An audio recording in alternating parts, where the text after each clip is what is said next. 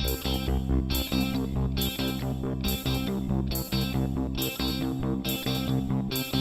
came from Oxford with a thirst for power, degree in geography and a voice that's dour. That's where I caught her eye. She told me that the UK was loaded. I said, in that case I'll have DUP funding. She said, fine. And in 30 seconds time she said, I want to live like commons people. I want to do whatever commons people do. I want to work with the commons people. I want to work with the commons people like you. Well, what else could I do? I said, I'll see what I can do.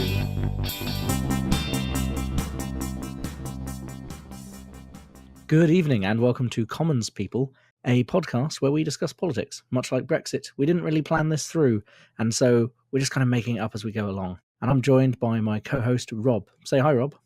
Hello, Rob. Perfectly what we wanted there. Yeah. Sorry, threw you right at the start there. Very professional of me. But no, hello, Wilco. How are you? I'm very good, thank you. I've just received 5 on Brexit Island, so I'm sure I can enjoy talking about that at length. How's your week been? Oh, it's been busy as always. I've been trying to find, like the reason I want to do this podcast, I guess, is to have a chance to talk about politics. I've always tried to keep up with politics in the news and have it on in the background. It's been a bit more of a struggle this week to keep up with politics, but yeah, I'm doing my best. How about yourself? I mean, they've just installed a massive new telly in the breakout room at work, so that does mean it's now a lot easier for me to walk by and see Boris's face plastered all over the screen. So, yeah, I mean, I suppose I've not been paying as much attention as you, but I've seen a lot of stuff in passing this week, and it's hard to avoid nowadays, I feel. It's certainly, yeah. It's politics has become more interesting since 2015. I like to think. Yeah. I do sometimes wonder if that's partly because we've got a bit older as well, but obviously you've been following this more closely in general. So, if your opinion is that it is more interesting, full stop, then yeah, I suppose that does line up with what I've seen. No, there's just I think you've all seen the picture of how in in the 2015 election we were arguing about how a man ate a bacon sandwich, yes. And in 2017, 2018. The whole world is on fire, or at least seems to be. That and these stories are coming up every week. There appears to be like a new scandal upon scandal, be it in the UK politics or in America in particular. It's a really busy time for politics, and it's very hard to. It's almost happening too fast at the moment for everybody to. It's like the world's turned upside down somewhat. Yes, yeah. So it's nice to have these sort of this opportunity to sit back and reflect. I think the idea is that we're going to do this about every fortnight. Is that right? Yeah, I think so. I mean, it'll be alternating with the other podcasts I do. So for new listeners, I'm Tom and I'm talking to Rob, and we'll give you a bit of our background in a second. If you've come over from one of our other podcasts, you may have heard Rob on the Brexit episode of How to Many Things, which is kind of what gave us the idea to start this, isn't it? Yes, certainly. I think I'd like to have the opportunity to talk more. Like, Brexit is a very big subject that is hard to sum up in any period of time, really. So to have, I mean, I think we want to make sure we're talking about stuff other than Brexit. Otherwise, that's all we. I mean, we could easily talk about that every week and bore any potential listeners we have. Yeah, yes, please. Things other than Brexit are very much appreciated. It is unfortunately the foremost political issue of our generation and will probably continue to be like this. I note you put down in our kind of a rundown of what we're talking about this evening a quick apology on Brexit. So I think we'll just be, it's a thing that's happening. We're going to be talking about it a lot just because it is the nature of the beast that it affects pretty much everything nowadays in the UK, I think. And obviously it's going to keep affecting things and there'll be the fallout from it. And I don't think it's going away anytime soon, but hopefully we'll be able to talk about some other stuff as well. And maybe not just UK politics as well. We'll see how that goes in the future. It's the one thing that politicians are kind of saying. Politicians from all parties kind of say that, once we're done with Brexit, then we can get on with real government. And I think it's time for everybody to realise that, you don't just do Brexit and it's sort of done and dusted. It will keep rolling on, unfortunately. Yeah, but it will have long-lasting repercussions, regardless of whether you feel those are good or bad. It's going to keep being there in the back of the mind for some time to come, I think.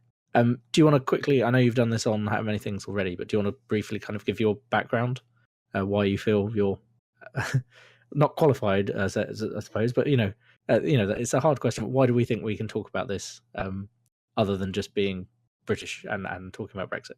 Because, well, I've always had an interest in politics. When I was, so from about the age of 10, I was very sad, and I would get the family's newspaper, I would run up the top of the stairs, and I would read the first 5 pages, sort of from cover to cover.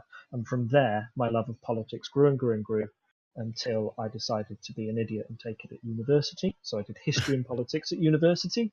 And it's just been a passion. I've never had a desire to be like a politician or anything, or to want it. It just sounds awful, but sort of studying it from the outside, how people interact with politics, how other the forces behind elections, stuff like that. That's what's always intrigued me. And to know about those forces, you've got to keep up to date. So I've always been motivated to, keep up to date with the world, what's going on, and help make sense of it a little bit more. Sorry, you mentioned that you didn't want to go and be a politician. I remember having a discussion with another friend of mine who studied history and politics at uni, and he said, basically, there's only 3 things you can do with a history and politics degree. You can become a librarian, you can become a teacher, or you can become a minister.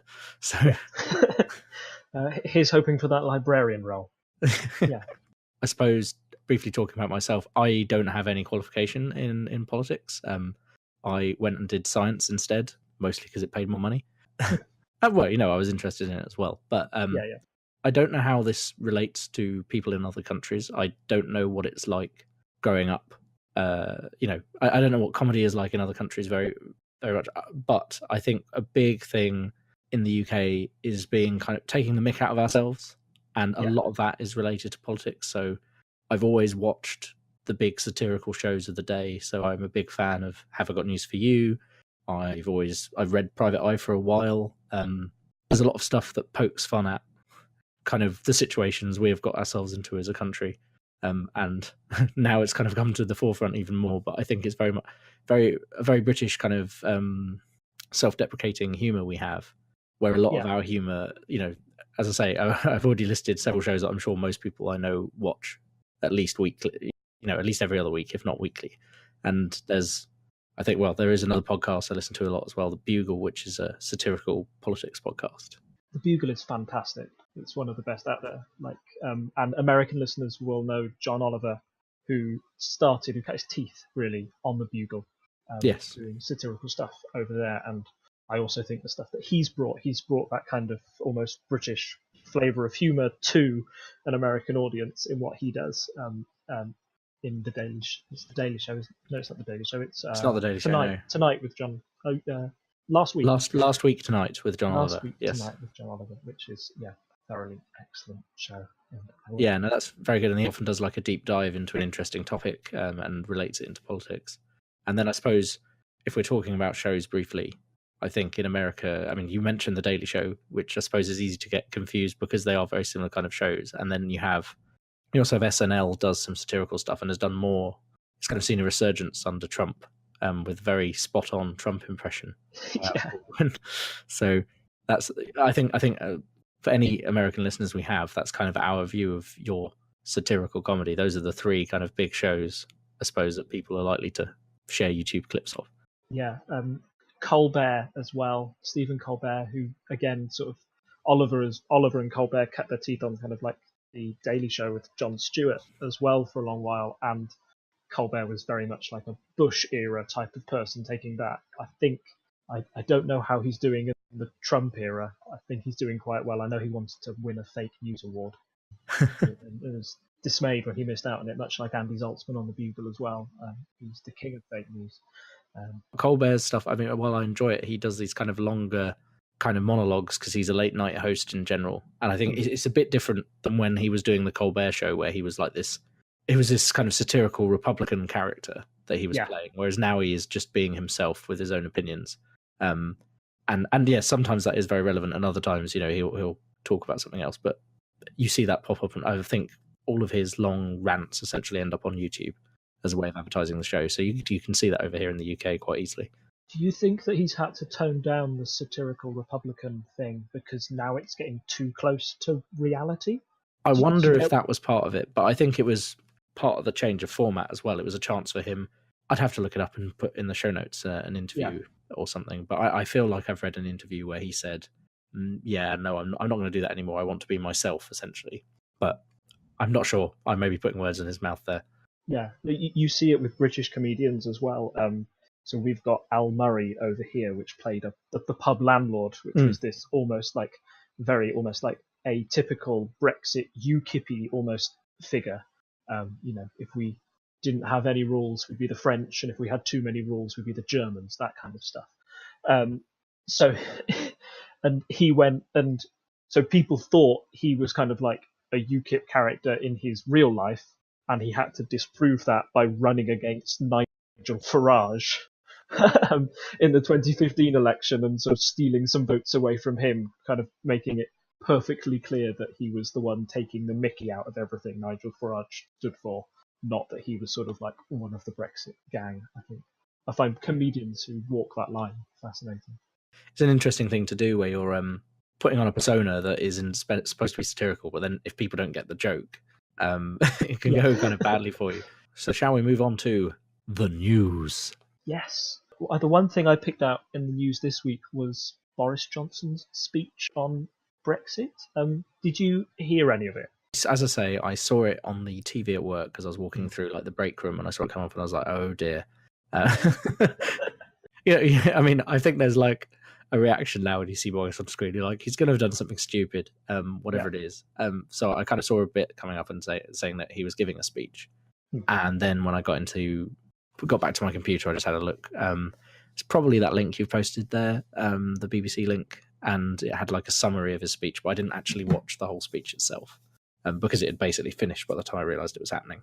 Yeah, I've read a transcript, sort of like listened to a few other people talk around it as well, and I think it's a really fascinating speech. First and foremost, the fact that the Foreign Secretary is the one they're getting to talk about Brexit. So it's not the Prime Minister, it's not David Davis, it's somebody sort of unrelated to their cabinet role, but because it's Boris, they think that he's the one that people will sort of like listen to when it comes to the matter of Brexit. I mean, I can see that, but surely as Foreign Secretary as well, I mean, it is relating to a treaty with foreign countries. So there is some sense there, I suppose. Yeah.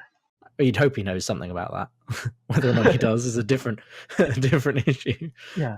But I just, it does make sense to do it in that way, I suppose. It's just, I've been reading the content of the speech. Do you know what it was meant to, like, do you know what his aim was? What he was trying to achieve? Yeah, so the aim is to kind of convince Remainers that, or Ramonas as we've probably labelled. I think probably worth pointing out here as well that we're both on the Remain side of this argument, so it's going to be a bit biased, I'm afraid. Yeah. But yes, there's this Guardian article you've posted, which I think is vaguely the headline I'd seen as well, which is Boris Johnson's struggle. That's Boris Johnson's struggles, but it's like Boris Johnson to woo Remainers with Brexit speech, and the idea being he could convince everyone that it's all going to be all right, really, because it's Boris and he's a bit bumbling and everyone loves Boris, or at least that's the idea. One, do you think Boris Johnson is the best person to woo you out of everybody in the Conservative Party?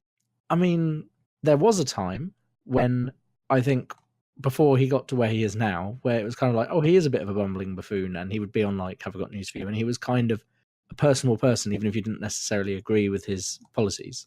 But now I feel like because of his involvement in Brexit and stuff, he's like the worst. I mean, him and David Davis are probably the worst two kind of people to pick, and maybe also Gove, but Gove seems to have fallen off the face of the planet a bit. No, I agree. It's like a weird kind of. I know that he was sort of Mr. Brexit during the campaign, and he was almost their. I hate using this phrase now because it's Trump card. that they could bring out and say, oh, here's somebody with lots of blonde hair who can talk quite a lot. We don't really understand what he's saying all the time, but no, it kind of sounds good and we can go along with it. But now I just feel that his image has been tainted so much by £350 million for the NHS on a bus behind him, one that everybody sort of knew was a lie, that's what you think about when you think of Boris Johnson and Brexit, and it kind of devalues all the arguments that he puts forward from there. Yeah, no, I think I'd agree with that. Like, there was a time, when he was Mayor of London, for example, a lot of the stuff he did was maybe a bit silly, but kind of endearing. And he definitely, I think he's very popular abroad as a kind of bumbling British man, like hanging from wires over Hyde Park and things like that. Yeah. I think he has that image abroad that is useful in some circumstances, although he also has a tendency to go and say horrendous things in speeches, which is not great for a foreign secretary. I mean, I don't want to go on a diversion onto like racial slurs he's used and times he's had to apologize. I mean, it feels like everywhere he goes, he has to issue some kind of apology. So probably not the best ambassador from that point of view either. No, I think if you can imagine a nationality or gender that existed in the world, Boris has probably offended you at some point of time. So, the internet's a wonderful thing. You can Google that. Yeah. Or we can put some choice links in, I'm sure. There must be a link that just has a list of all of them or something. Well, certainly. I think when he became Foreign Secretary, a lot of those were sort of brought to the attention of how many countries he has offended and why he is the worst person to be sort of our ambassador out to the rest of the world. Yeah. There was one bit in the speech that I sort of liked and wanted to highlight. So he talks about, he says, Brexit is about re-engaging the country with its global identity and all the energy that can flow from that. I absolutely refuse to accept the suggestion that it is some un-British spasm of bad manners. It is not some great V signs from the cliffs of Dover. And what I want to say is that Brexit is possibly the most British thing that has ever happened, because as a Brit, I wouldn't say I'm the most British person, but this week I have drank lots of cups of tea. I've had scones with jam and cream, and I've had a crumpet. And it's pretty damning evidence that you might correct, be British. all the boxes ticked. And Brexit gives me a chance to do my favourite British thing when I go abroad, which is say sorry. I now have a chance for everyone I meet to say I'm really sorry, and in that very British way of, when if somebody's barged past you on a train and they step on your foot, I instinctively, my reaction is to say sorry, even though it's not my fault. I'm part of the 48%. I didn't vote for it. I didn't want it, but I still feel the need to apologise for the situation that I've put myself and the rest of the world in. So in that manner, I feel that it's one of the most British things. So at the time that the vote happened, and for most of the year afterwards, I was in a different job where I was travelling a lot. And firstly, it was one of the first things you were always asked about upon arriving at a European institution. I was going to a lot of universities and things like that. But I was in Portugal, actually, and one of these amazing kind of EU-funded research institutes where you're surrounded by people of all different nationalities, not just Europeans as well. I mean, there's in addition to obviously Portuguese people, Spanish people, and English people, there are obviously some Americans, researchers from all around the world, some Russians, some Japanese, Chinese people. So it was a fully multicultural. It wasn't just like 3 or 4 EU countries. But I remember having a lunch there where they were just like, so why have you got to do this stupid thing? And I was like, I'm terribly sorry. It wasn't me that did it, but yes, I can understand why you might be a bit pissed off at us right now. There will also be a delay on the 1953 to West Wiselet.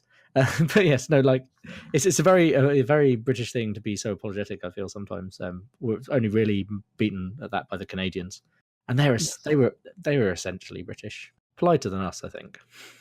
So as a Remainer, and this sort of text that Boris put forward, his plan for a sort of a liberal Brexit, where he basically sums up that the economy's not going to be so good, and we don't have to be sort of like inward looking. We can still be open to the world and have all of these great global links. Do you think it's a bit late for Boris to be saying that now?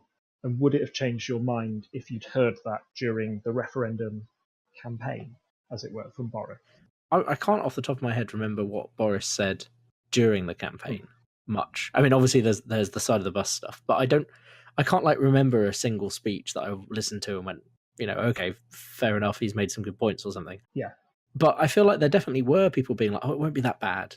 It would be like, there were people being like, oh, we'll take back our sovereignty, but we'll make all these deals with all these other countries.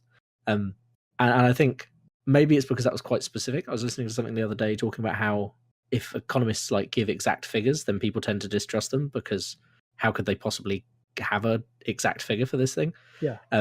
Although apparently that seemed to work for the side number on the side of a bus, even though that was also equally pulled out of the air. I feel like his speech, who's it going to help at this point? Like people who don't want to leave are still going to be annoyed. People who do want to leave and are very adamant about leaving and various other things are probably going to feel like it's a betrayal because they're talking about how, we'll still be very global, we'll still do all this. And I think there definitely is a subset of people who voted to leave who don't want that. That's why they were voting in the first place. So an odd speech, I think. Yes, odd, sort of mistimed, weirdly bereft of any detail again, which you'd think 18 months down the road somebody would have given, something that we want from Brexit, or at least I've always been looking for, as somebody who voted Remain, I accept that we're leaving the EU and it's going to happen. So now I want to know exactly what the detail is of how we'll leave and what it will work like. And it's quite worrying, really, to be this far from the decision and nobody's come up with a plan. Yeah, I mean, I think it was on Channel 4 News. One of the, I can't remember her name, one of the MEPs stood up and gave a speech this week where she was basically saying, we're kind of really sorry for the Brits because you've basically gone and shot yourselves in the foot and it's taken you 18 months to agree to like the 3 things we said you had to agree to 18 months ago. Yeah. And of course, we had to agree to it because the EU is much bigger than us and we're negotiating with them. And yeah, so instead of getting back 350 million a month or whatever it was, we were spending billions on the severance package, as we all thought we were going to. And that I think like that was shorter than Boris's speech, but that kind of thing really is. You can see someone's put some time and effort into writing that kind of thing, and you feel like, well, actually, fair enough. You do kind of care about how it's affecting us, and whereas Boris's speech, I think bereft of any real meaning in some ways. I suppose it is like you were saying, it's a very British thing. It's a bit like when you're stuck on the train and the doors are there to open, they start flashing at you, and you just keep pressing the button to be like, yes, I've got it in hand. And I feel that's very much what he's doing right now. Yeah, it's going to be fine. It's going to be fine. It's okay. It's going to be fine, but without any details on how it's going to work. Which, again, epitome of British behaviour, as you said. And I think we'll have to see where it goes from here. I don't think that Boris will be making any more big speeches in the short time. I also think that his role as the Brexit cheerleader has kind of diminished, and you can see others in the Conservative Party on the rise, or at least taking up this mantle of being the Brexit cheerleader, which I guess moves us on to the figure that is Jacob Rees-Mogg and Mogmania. Have you heard about this? I think it's a Facebook group. I might be wrong. I mean, I'm assuming it's the right-wing equivalent to Jeremy Corbyn's courageous memes or something. Yes, entirely. I saw somebody the other day with their desktop screensaver, which just had the Mogg father and a picture of Jacob Rees-Mogg with his face and the Godfather next to it, and it terrified me. I don't know where we're going as a country if that's happening on people's desktops around the country. I mean, that is slightly terrifying, but also it is a very bad Photoshop. Yeah. Like, it's available on It's available on Redbubble. I don't think you would ever want that on a T-shirt because of how badly cropped it is. The logo work is quite good. The turning of Godfather into Mogfather is quite good. A bit sketchy around the edges. Mm-hmm. Probably could have downloaded a Godfather font and done it that way, but that's fine. But yeah, the actual head cutout is a bit awful. Yeah. And then there's so many pictures of people, You know those because it's Redbubble. There's like those auto generated images of it on a T-shirt where they've just got the same model and they've pasted the image, and Yeah. I feel like they've not uploaded it in a big, high enough quality because it seems to be a very tiny image on all these T-shirts. Oh dear. Oh no. It's just, if you ever saw anybody wearing that T-shirt, you sort of invited somebody along to a bar and they open their jacket up and suddenly you see that. I mean, I don't know where you go from there in conversation, other than, oh my goodness, I hope you've got a better quality version of that image on your T-shirts. Yeah. No, I don't really understand Mogmania. I mean, I again, in a similar way to how I didn't understand why we went for Brexit when we did. Like, I can understand why the vote happened, but I struggle. I have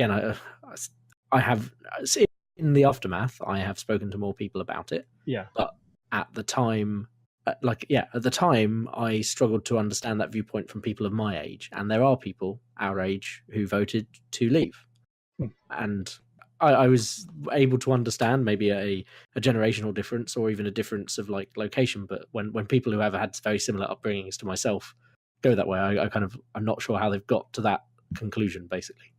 And I feel like that's the thing with Rees-Mogg. Like, yeah, he's been on Have I Got News for You a few times, but I mean, as we've joked before, MP for the 17th century, his very outdated views. And I think the Mogmania is starting to die down because he has been like called out on some of those things. Like, he has very old-fashioned views on things like abortion and so on and so forth, which I think most other MPs would not be drawn on that kind of thing. And he's kind of gone on the record saying, "No, I'm against abortion," and I think that doesn't align with most people our age, at any rate, nowadays. So it is odd. A lot of this is all very odd. I feel like that's going to be my catchphrase. My theory about Mogg is he's kind of Boris 2.0 in a sense. If you think of what Boris was, turning on, appearing on Have I Got News for You and being this sort of posh figure from another time, but Boris was sort of from the 1800s, and like you said, Rees-Mogg is kind of from the 1700s. And not only that, he's also posher than Boris. And Boris was, at the time, he was clean because he hadn't been in government. He hadn't had any decisions to make. He was always out of the cabinet. He was just a sort of talking head who could say whatever he liked about anything. And you've seen how that works with, Trump was a figure outside of publishment. He was almost anti-establishment in a way, even though he was incredibly establishment in another way of being sort of, Eton and I think Oxford, sort of the big universities. And Mogg's the same. Boris now has responsibilities. Boris has to be foreign secretary. He has to toe the government line. Mogg is a backbencher. He can say whatever he wants without really having any great consequence on, his status in the party. If he remains a backbencher, then he doesn't mind. Or, as he's getting now, he could get a sort of like a cultish following outside the party, as somebody who just speaks their mind and isn't afraid to say what they really think. So I think that's one way Mogg's really taken control. The other thing is he's kind of a reaction to Jeremy Corbyn. If you had to think of somebody to combat the, Corbyn has definitely moved the Labour Party to the left, Mogg would be the person to move it to the right and be the sort of antithesis of that. And I'll try and find the link to it. There's a great New Statesman article that says essentially every leader that's followed has kind of been the antithesis of the last leader. So David Cameron was the Conservatives' Tony Blair. He was sort of in the same mould, but sort of and then the opposition party goes away and has a thing and finds somebody different than Corbyn. So now the Conservatives. And I mean, I think politics does tend to swing in a kind of pendulum-like way. We had a few odd years for the UK in that we had a coalition, but that's not normal in the UK, whereas in Germany that's the norm. But it's a bit different over here. And I think our system is in general more like the American system, though hypothetically, if the Lib Dems suddenly recovered their share, like they could do well again in the future, but it's probably unlikely to happen for some time, I would expect, because they've been affected by their relationship in the coalition. Oh, definitely. Power tends to have a weird effect on how people see you. Whenever you're in charge of something, suddenly the rules around what you can do and say change. and it's kind of because now you're responsible for everything. Well, I think the thing is, there were a lot of very good Lib Dem policies that they couldn't enact when they were in government because they were the minority in that government. And so there are various things, especially the big one for students was the student loans not being increased. But they were essentially outvoted by the Tories and then kind of thrown under the bus, so that they were the ones who were getting in trouble, in the media, when actually they didn't really have much control over what happened there. But that's by the by. I think it's a thing, a thing that has to be dealt with. But people, compared to Brexit, I think most people have forgotten about a lot of these things nowadays. So it'll be interesting to see what happens, since they're very much setting themselves up as the anti-Brexit party at the moment. Yeah, if Brexit goes well, which is still a possibility, then the Conservatives will probably take full credit for that. But if it starts to go badly, then maybe the Lib Dems will start to rise up. But it depends what Labour's whole deal with Brexit will be at that time, because at the moment they are in support, as far as I'm aware, but again lacking on detail on what they'd do. I think the fact that Labour was able to get massive swings towards them in very Remain voting constituencies in London was kind of weird, when they were a party that definitely supported and backed Brexit during the last election. I think we've got that to shake out really and see how it goes. And now our new regular segment, Newspaper Bingo. Okay, sorry. The crowd goes wild. yeah, definitely. That wasn't me doing. The crowds are involved. So, Rob, do you want to explain what Newspaper Bingo is? Yeah, okay. So, just for international listeners, newspapers play a big part in British political life. They kind of show what the general public is thinking, or at least certain segments of the general public, what they're thinking and what they care about. So, the one I've picked for this week is one that people in Britain will know very well, the Daily Express, which one of its biggest features on its front page is always the fact that it's 10p. So it's good quality if they've produced that all for just 10p. It does say that it's both cheaper than the Daily Mail and cheaper than the Daily Mirror. Yes, and I think that should be a full reflection of its quality here as well. It also claims to be the world's greatest paper. Sorry, the world's greatest newspaper, it says, underneath Daily in quite small letters. Yep. It also notes under the still 10p, which is in massive letters, it says, and 10 times better, to say that it's better than the Mirror and the Mail. These are entirely unfounded claims other than the price. So it's not afraid to blow its own trumpet. Wait. So sorry. I just noticed something. It says still 10p, but if you look under the S of Express, it says 55p. Oh yes, sorry. It is still 10p cheaper than. I've been sucked in. Like they wanted me to. I've fallen into the trap, and this is what the Daily Express is also very good at. It's trying to bring its readers it's trying to mirror its readers' worldview, but also does play on some sort of fears that they have. So I would say the demographic for the Daily Express, and do stop me if you think I'm wrong, is generally more right-wing than your average Briton. I mean, yeah, I think that's probably, I'd probably say true of all of the ones with Daily in their name. Yeah. And for an older demographic, I'm thinking possibly 60 plus. I don't know. I don't know anyone who reads the Daily Express. I suppose is probably a fair thing to say, to put out to let people know. So I'm not sure if I know of any age things with it. I just know it's a bit right wing, and it. Well, I will get onto the bingo in a second, so you'll see the kind of things tend to turn up. Okay, so I think that today's Daily Express is peak Daily Express. It is if an alien descended to this planet and said, "What's the Daily Express about?" I would show them this front cover. So it's February 16th today. So if you want to play at home, find the front cover. Here we go, newspaper bingo. So Wilco, you're looking at it, yes? Yep.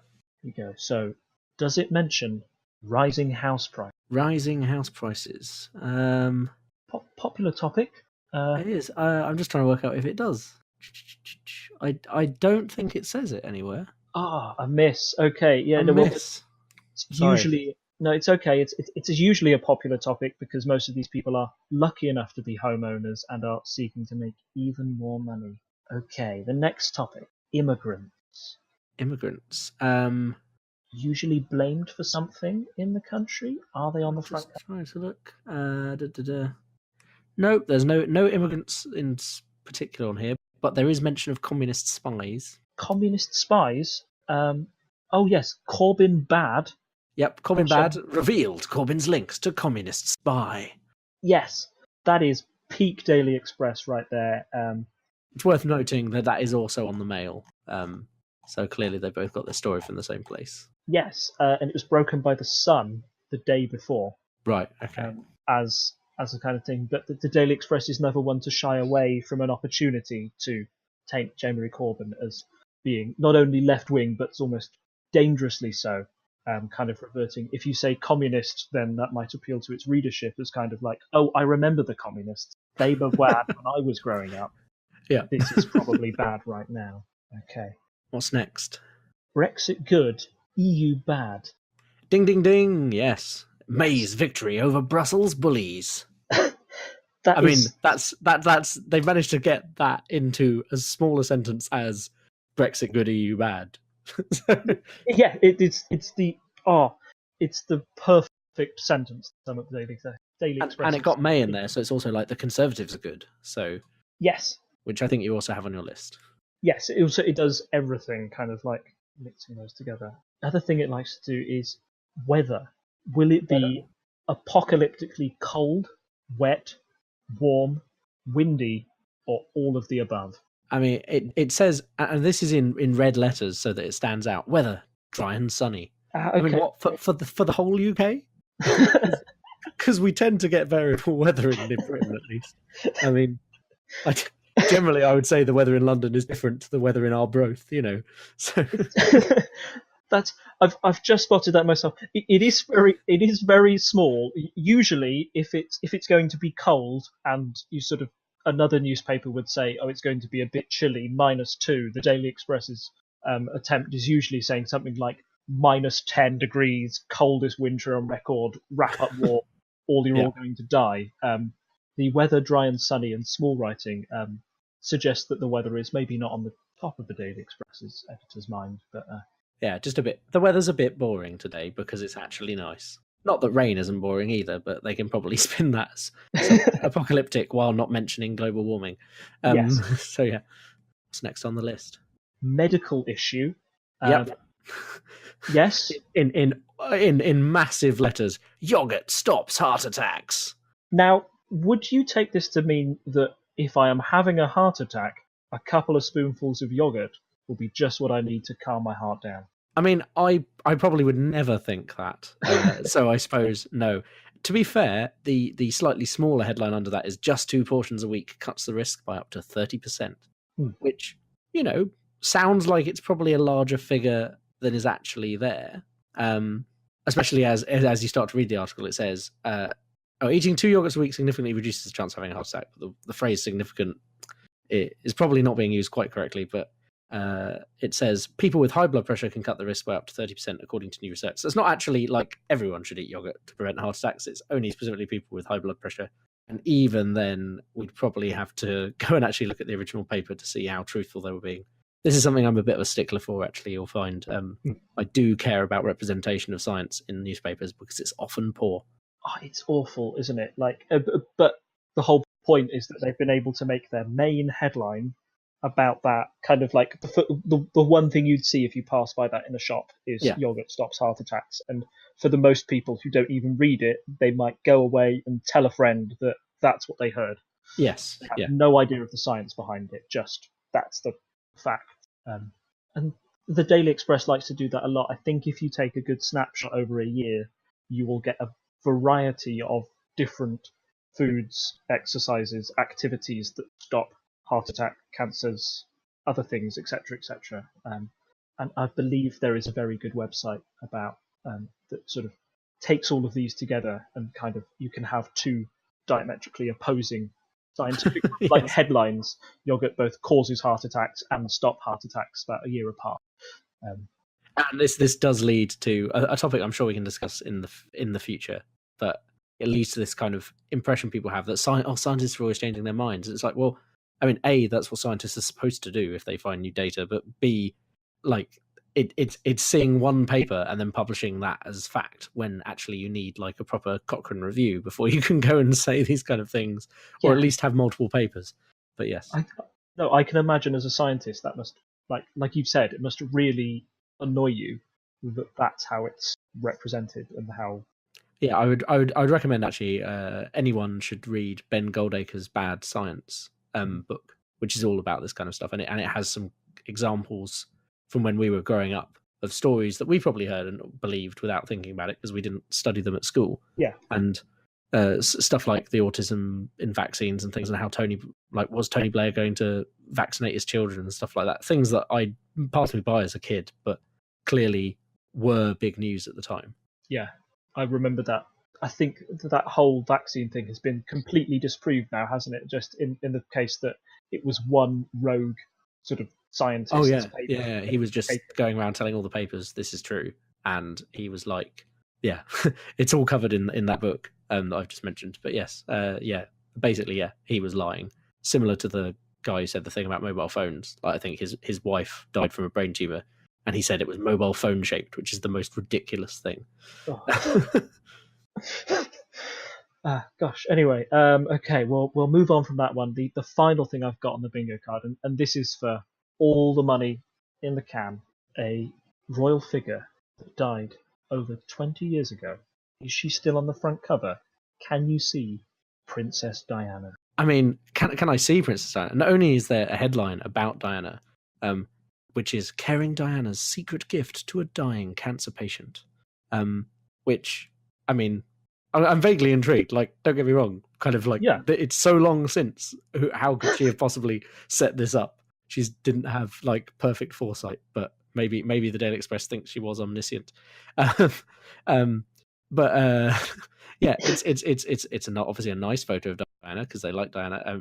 Not that I think there are many bad photos of her, but yeah, it's a sixth of the entire front page for no reason other than they want to be like, oh, Diana was great, wasn't she? I mean, yes, she was great, but it has also been over 20 years since she died, and unless they found out some massive, unless they had legitimately found out that it was like a murder or something that was done on purpose, I don't think you can get away with that much coverage. Well, that was the joke about the Daily Express when it happened.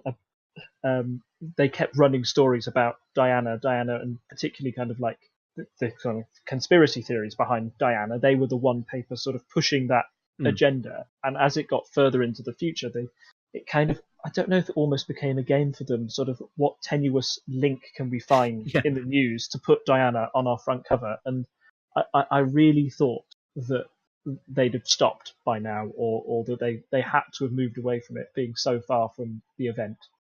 But today, out of the blue, not an anniversary of her death, nothing to do in particular, to find a story like that and put it on the front cover is quite an amazing feat by the editorial team. I mean, I feel like they're specifically leaning over backwards to try and make that happen.